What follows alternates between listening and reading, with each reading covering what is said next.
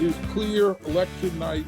There wasn't as much of shock to the system as there was in 2016, 2017, but certainly the breadth of Trump's victory, winning all the 7 battleground states, but winning the popular vote, winning the electoral college, and that really there being a rejection of all the, I'll call it the inside the beltway media elite talking points about why he wasn't going to win. I think that has set a course for both Republicans in the House, in the Senate, that we've got at least a 2-year window to actually fulfill your promises made, promises kept.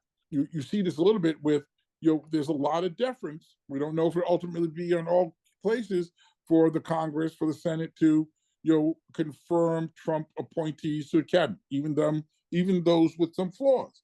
You see that both Speaker Johnson and Senator Thune are talking about, we want to move swiftly on budget reconciliation, meaning that's the process by which, the Congress can fast track significant legislative activity, particularly the tax cuts. You're probably going to see some attempt at immigration reform, things like reform of the Department of Education are all going to be in that fast track ability, which allows you, when you don't have 60 votes in the Senate and a bare majority in the House, if you can keep your team together, you can get a lot of things done.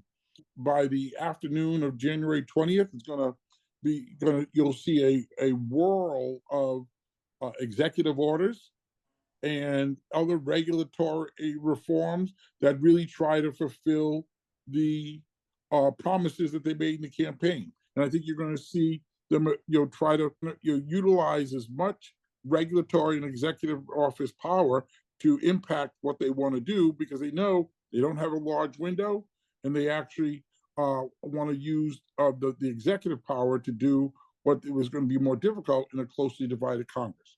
I think the Trump world and their allies on the Hill want to move swiftly in implementing their agenda. The Trump administration and their allies in Congress are going to make every effort to drive, to conclusion, and Democrats are going to decide if they're going to be part of trying to, come to a conclusion on some of these things, or play fierce and loyal opposition. This Trump White House will be, I believe, a lot more ideological, conservative, and really skewed towards this new right conservatism. I think in large part the things out of the dock at the beginning part of this Congress, they'll have success. Obviously there's always the dynamic with the Senate, but, there's a relatively small number of, I'll call swingy, Republicans. And I think Trump and the Congress is going to deal with issues that are, broadly popular amongst Republicans. Now, I think their biggest risk is not about, in many respects, the substance of things, but it's about the tone by which they talk about the things they're trying to do.